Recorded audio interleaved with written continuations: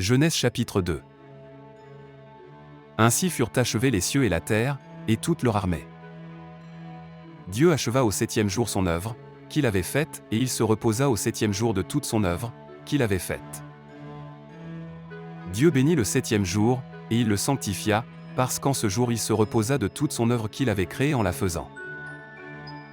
Voici les origines des cieux et de la terre, quand ils furent créés. Lorsque l'Éternel Dieu fit une terre et des cieux.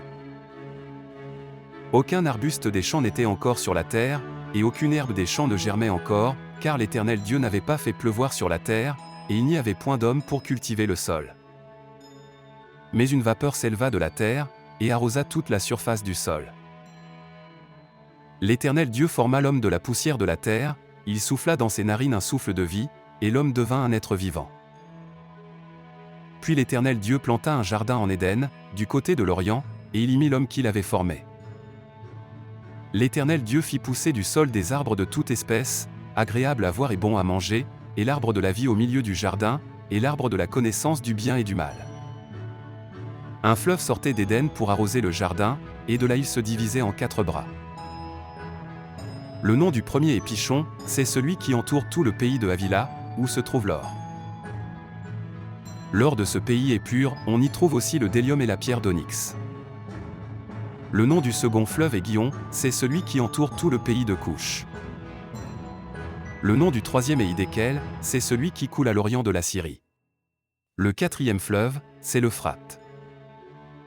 L'Éternel Dieu prit l'homme, et le plaça dans le jardin d'Éden pour le cultiver et pour le garder. L'Éternel Dieu donna cet ordre à l'homme, tu pourras manger de tous les arbres du jardin. Mais tu ne mangeras pas de l'arbre de la connaissance du bien et du mal, car le jour où tu en mangeras, tu mourras. L'Éternel Dieu dit, il n'est pas bon que l'homme soit seul, je lui ferai une aide semblable à lui. L'Éternel Dieu forma de la terre tous les animaux des champs et tous les oiseaux du ciel, et il les fit venir vers l'homme, pour voir comment il les appellerait, et afin que tout être vivant portât le nom que lui donnerait l'homme. Et l'homme donna des noms à tout le bétail, aux oiseaux du ciel et à tous les animaux des champs, mais, pour l'homme, il ne se trouva point d'aide semblable à lui.